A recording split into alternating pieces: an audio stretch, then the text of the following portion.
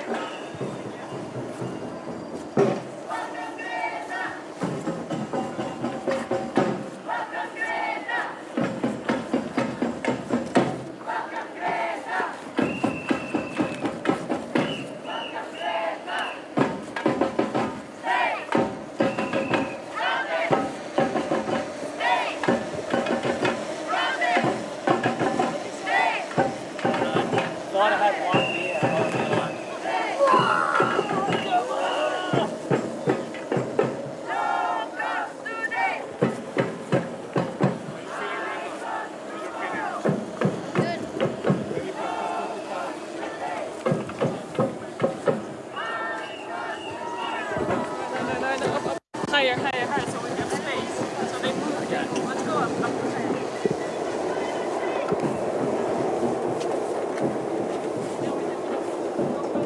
Ready for COP25?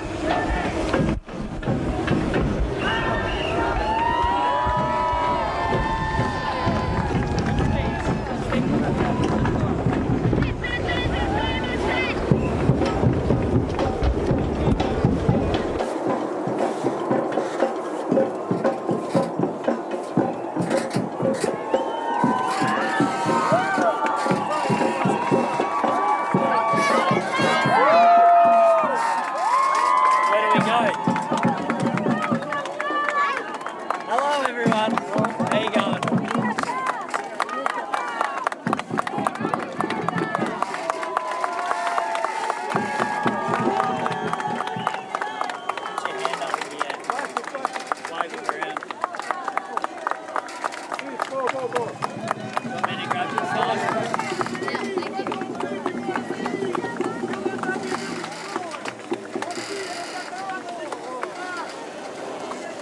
Thanks for coming, everyone.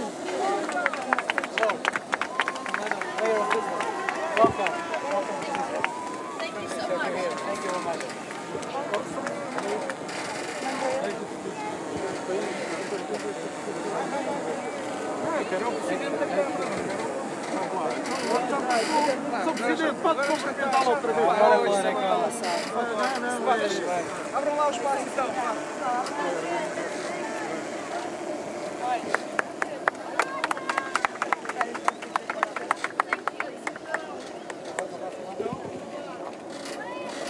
Okay, what do we do? Take the stage. Good morning. The stage. That way. Stage. The mayor of Lisbon. Landing. We step back here.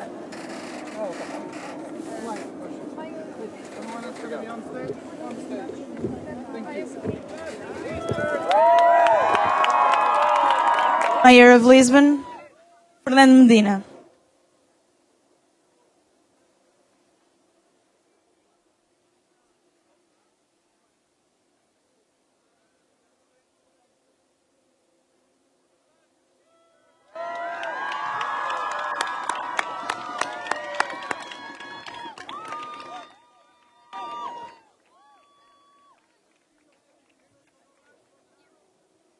Bem-vindo a Lisboa.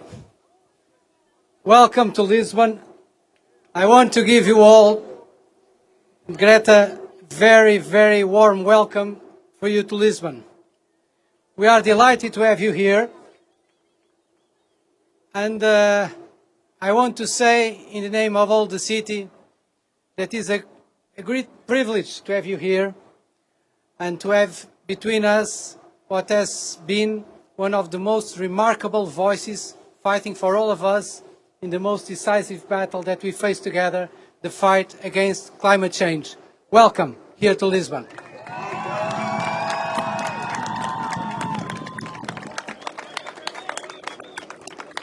The second word that I want to say is that we are really aware in Lisbon that globally we are losing the battle against climate change. So when I hear some voices that are concerned about the loudness of your voice, when I hear voices that are saying there is too many demonstrations about climate change, I want to say precisely the message from Lisbon is precisely the opposite. We need a stronger voice from you. We need a stronger voice from you. We need a stronger voice because we need to act more together to win this battle. We are not winning this battle, and we need to do more globally to win this battle. The third message that I want to give you, very simple, is that in Lisbon you are going to get some new, very good friends. But most of all, I want that when you leave Lisbon, you find a community that's really engaged in concrete action to fight climate change. Portugal and Lisbon, we are now declining on emissions, but we have the conscience that we need to do much more, much faster, with concrete and decisive actions to do. We have this community, this amazing number of activists, and we are fully committed to this strategy of doing our part to reduce emissions and doing our part in fighting global change. So, Greta, I want to, when you leave Lisbon, that you feel that you hear a strong, committed community, and basically that every time that you think about Lisbon, you think also about your home. Thank you very much.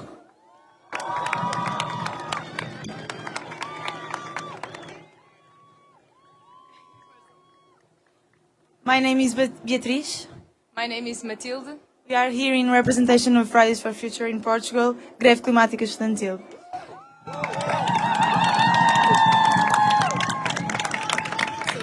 First of all, we'd like to give a warm welcome to Greta and her crew, and we hope you enjoy Lisbon and your Caldo Verde.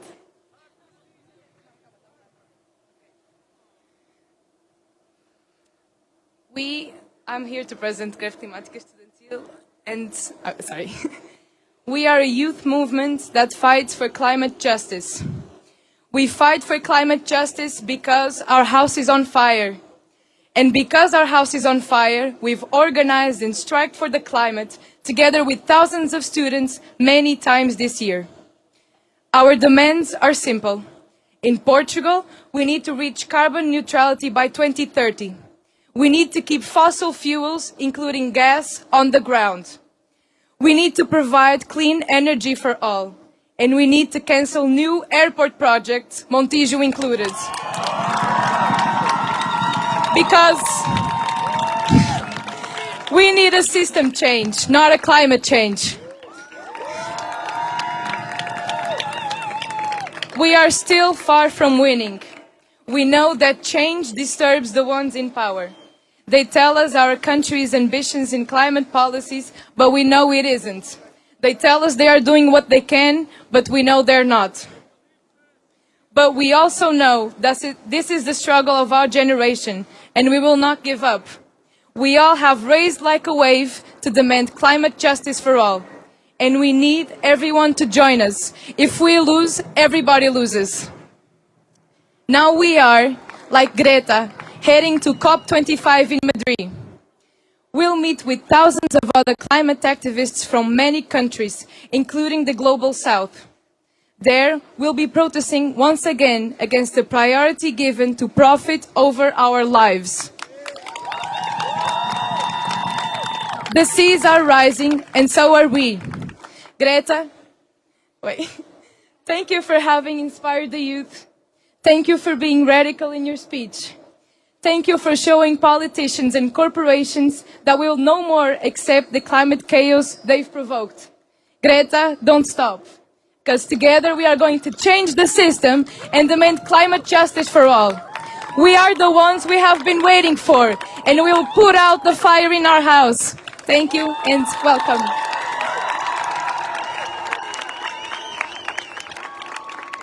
Now we have a brief remark, because social justice is climate justice. We have a brief remark from Abel Rodrigues from Amazonia. Thank you, everyone. Hello, Greta. Welcome to Lisbon. Hello, everybody. So my name is Abel Rodrigues. I'm from Amazon rainforest. And basically, I want to say that the world needs to know that the Amazon rainforest is being killed by corporations, by injustice corporations. And I have to say to the world that the people from Amazon rainforest are being killed every day, and the world needs to know this. I want to say very thankful to Greta to be the biggest and most active voice in this battle. And I want to ask for all of you, we need to save Amazon rainforest, please. Please. Thank you, everyone.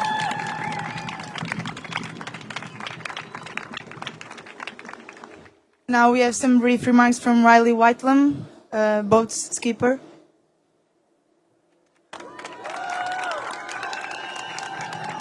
Hello, everyone. That's all right. So I'd just like to say a few comments about the trip.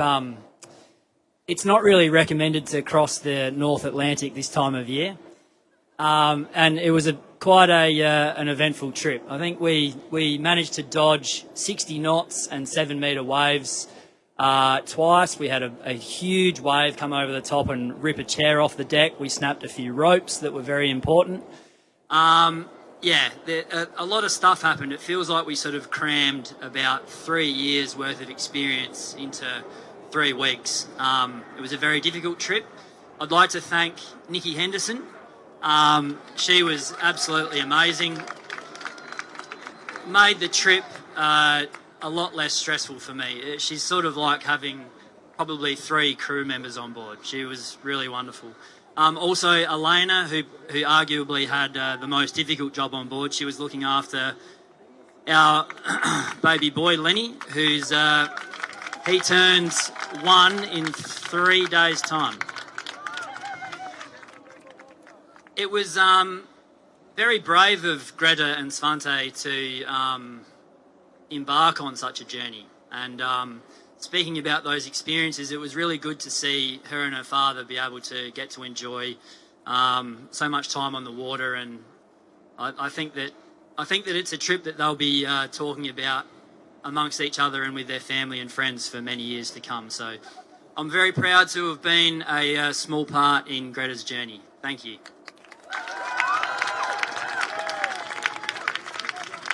Now we have a brief remark from Nikki Anderson, professional sailor, and from the boat's crew.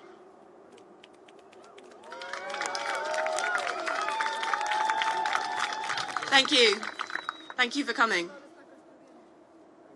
As a professional sailor, I think we are very used to going to sea and dealing with what nature throws at us. As Riley said, it wasn't that easy. And so for me, this trip wasn't so nerve-wracking, but I can imagine for Greta and for some of the crew, for her father, for everyone, this was a big deal to embark on this. So for me, I was talking with Greta's father about the fact that going to sea changes you. And we were talking about how it changes us. And because for me, I go to sea all the time, I thought, what is this? What is this trip about? How do I feel differently? And with very, very little time to speak to you, I suppose I wanted to reach out to maybe the people who aren't here. Before I came on this trip, I admit that I was quite nervous to admit that there was a problem in the world. I was quite intimidated by the negativity. And being around these people, being around Greta for 21 days has made me feel like together, like you're part of something. And it makes it much less scary, and it also gives you hope. And so I hope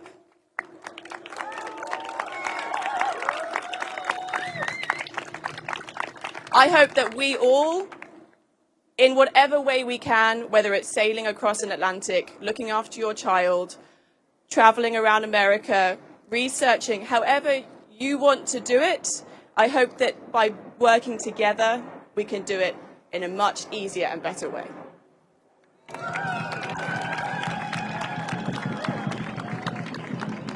Now, Greta Thunberg.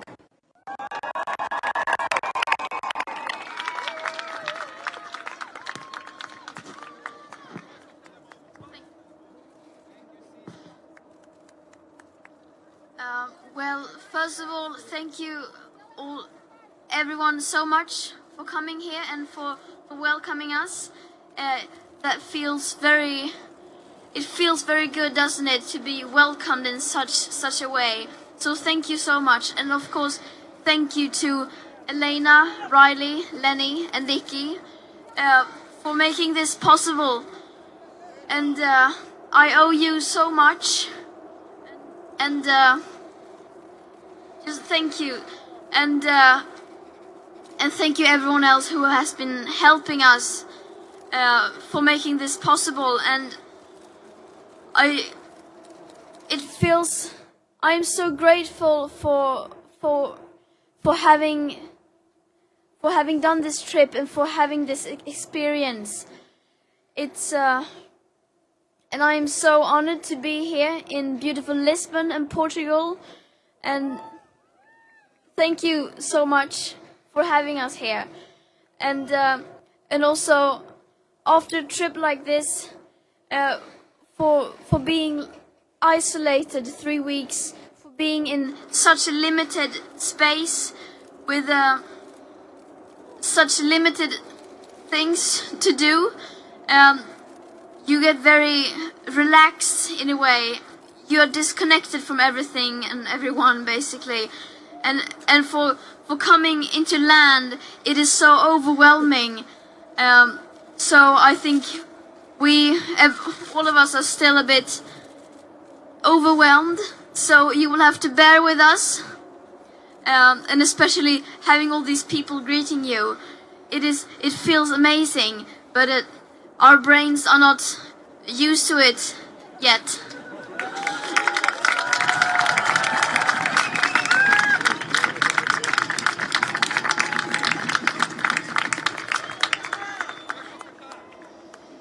And it feels so amazing to be home back in Europe.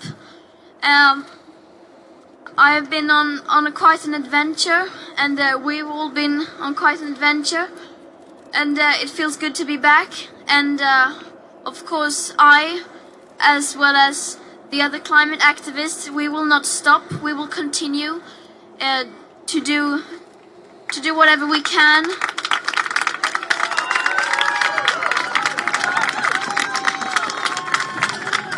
Continue to travel around and to put pressure and on people in power, and to make sure that they prioritize this highest, and then we eventually we will be going to COP25 in Madrid, and we will continue the fight there to make sure that within those walls the voices of the people are being heard, and that the voices of the future generations are being heard, and that the voices from the people, especially from the global south, are being heard. And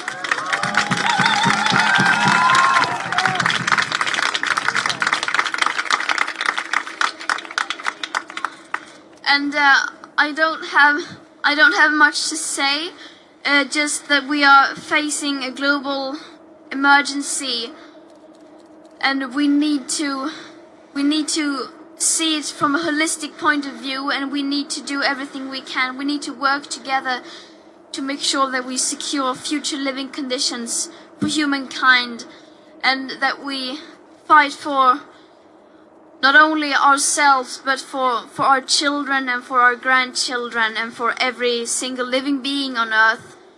And everyone has to do everything they can in order to make sure they are on the right side of history. Because in order to change everything, we need everyone.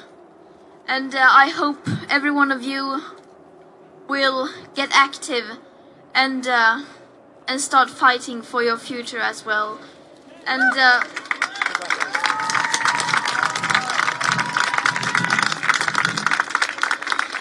once again, thank you to these people, to Riley, Lenny, Elena, and Nikki for doing this. This trip has been great. Actually, I think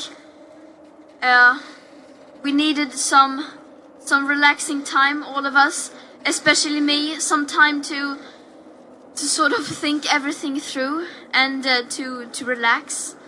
And now I feel good. I feel like I want to continue now. I feel energized, and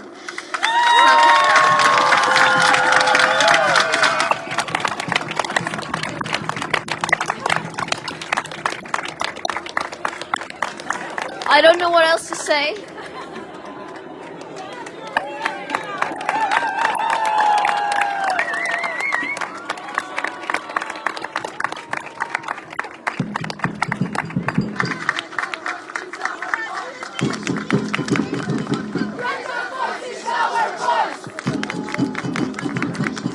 Now we have a little time for like 15 minutes for questions and answers. First, Aldia. Yeah. Hi Greta, I'm from Estonia, and I would like to know, do you have any specific plans to show to the politicians what we can do to change the climate?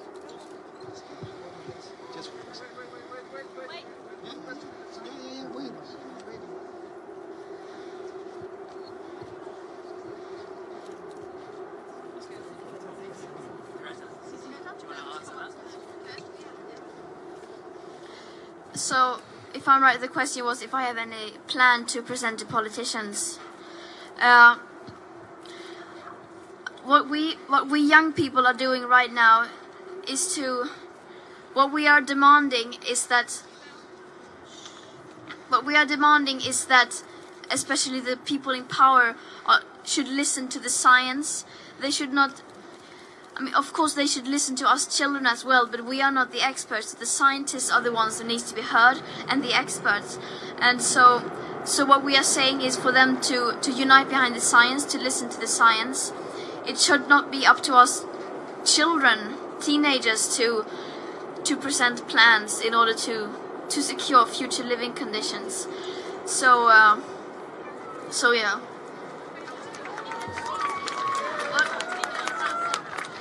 If I got seasick, the first day, only the first day. A bit, but yeah, I got a bit seasick. But then the rest of the trip, nothing. So yeah, I was very lucky, incredibly lucky. And I don't think, not many of us, we didn't suffer from seasickness on the boat, I think, at all. So we are very grateful for that. Hi Greta, I'm Luis from Chile. I'm just sorry for this. I think this is not about a politician, but we are in Chile. We are the only country that we have the private water. That's really awful, dangerous for us. The president of Chile is the owner of the water. The government is the owner of the water, and the ministers have the big part or the greatest part of the water in Chile. It's not a question, but the people need to know this. People know Chile is the only country with the private water. That's all. Thank you very much.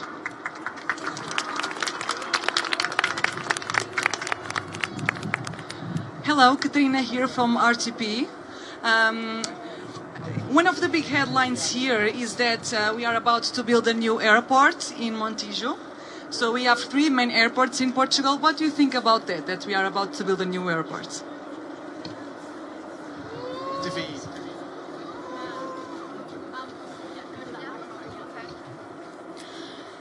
I don't know the full background of this, but I mean, when we are thinking of planning such things in the future, we need to put this in a bigger perspective and to really look at it.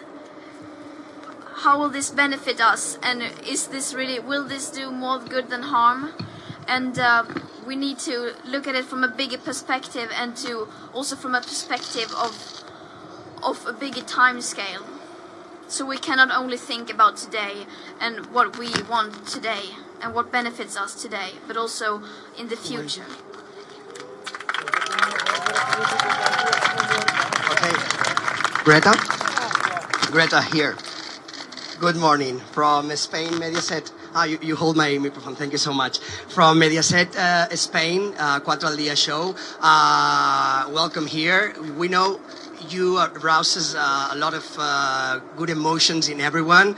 Your movement, your message. Look around, hundreds of people, activists, journalists. Many of us have got here by plane.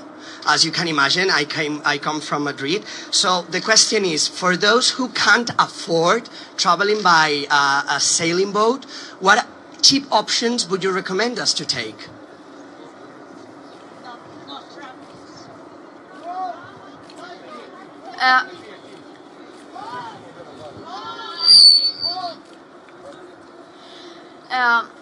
I mean, we are not doing this trip, and I'm not traveling like this because I want everyone to do so. I'm doing this to sort of send a message that it is impossible, that it is impossible to live sustainable today, and that needs to change. It needs to become much easier. And I mean, we can't require from everyone to rely on people like this to sail you across an ocean. That is absurd. But I mean, I'm not telling anyone else how to travel or how not to travel. But of course there are more sustainable alternatives. But I'm not telling anyone else what to do. Goodbye.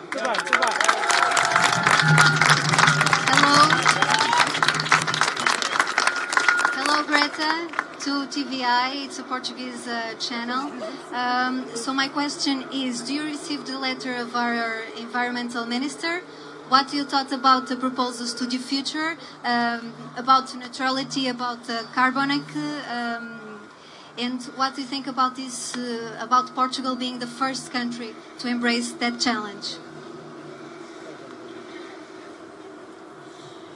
I'm not 100% sure. I think we on the boat received some kind of message. It's very hard to communicate, so I can't guarantee you that I've seen it. But I don't know the details. If I would comment it, I would probably need to read it once again. But I think we can safely say that no country in the world is doing enough, and that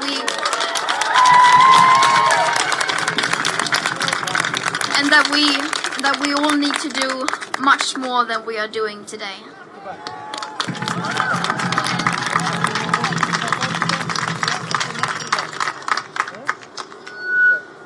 Hi Greta. Hi, my name is Margarida.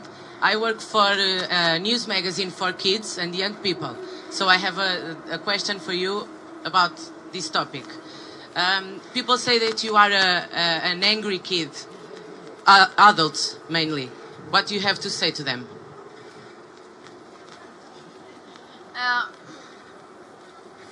I think people are underestimating the force of angry kids.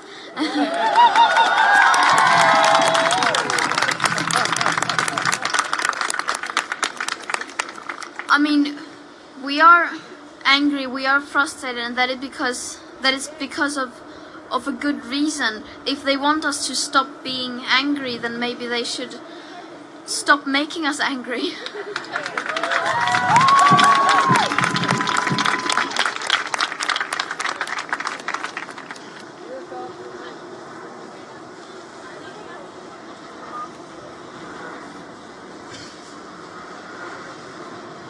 Hi.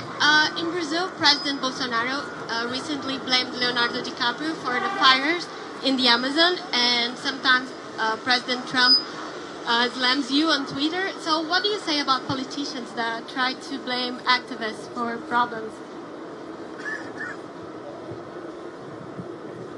I mean, when people in power are criticizing you like that, that is only a proof that you are having an impact, and that you, among others, are bringing change or trying to bring change. And many people don't want that, and of course they will do everything they can to try to prevent change from happening. But we will continue to make change happen, and we will make sure they will have to change.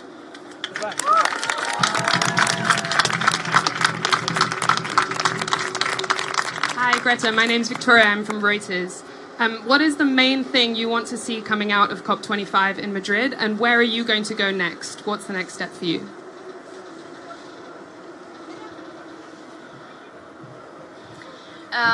What I want to come out from the COP25 is, as for every other such meeting, that world leaders finally understand the urgency, and that they listen to the science and act on the science, that they start treating this crisis like a crisis and cooperate internationally.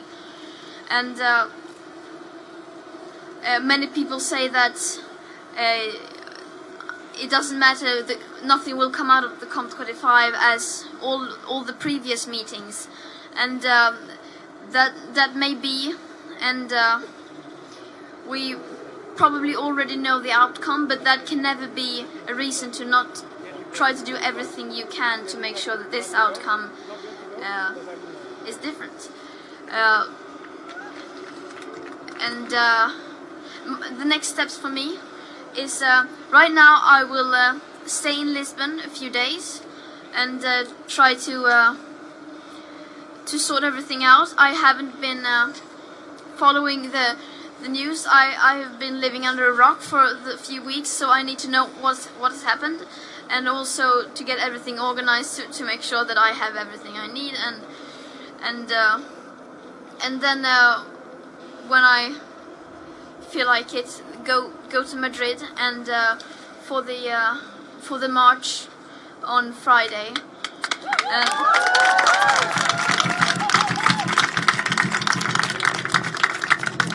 And then I don't know. I will have to create a schedule for the COP25, as I haven't been able to do so during the trip, and so now I will have to choose which events I want to participate in and what I want to do, and also talk with other activists, local activists, what we will do.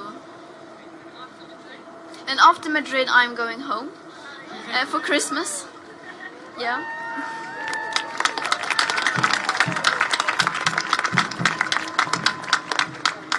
So the press conference is closed. Yeah.